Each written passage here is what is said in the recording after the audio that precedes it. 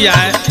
ओहो तो कहले का अपने सखियन से का कहले सैया मिला सुतवैया मैं का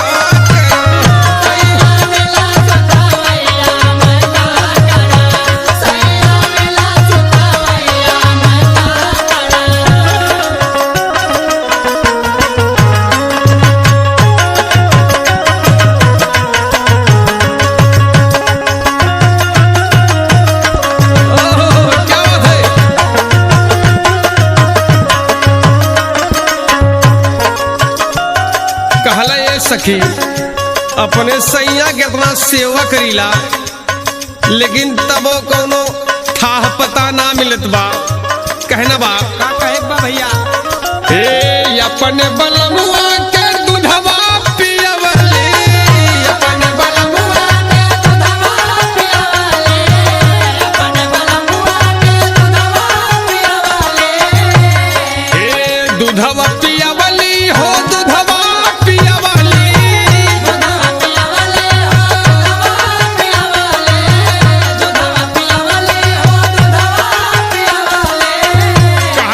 एकदम अलग माटी मिल जात बा।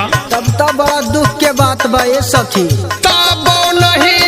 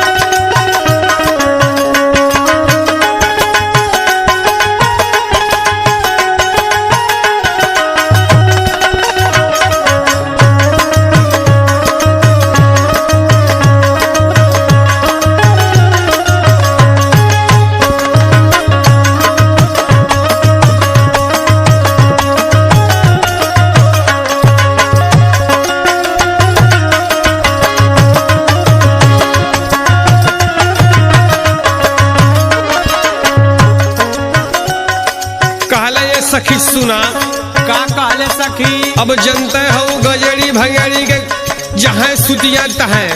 हाँ हाँ हाँ कहले का कहले हे खोदी खादी बलमा के जगवली, खोदी खादी बलमा के जगवली, खोदी खादी बलमा के जगवली, हे खोदी खादी बलमा के जगवली, खोदी खादी बलमा के जगवली, खोदी खादी बलमा के जगवली, तब ले जाग गई अय्या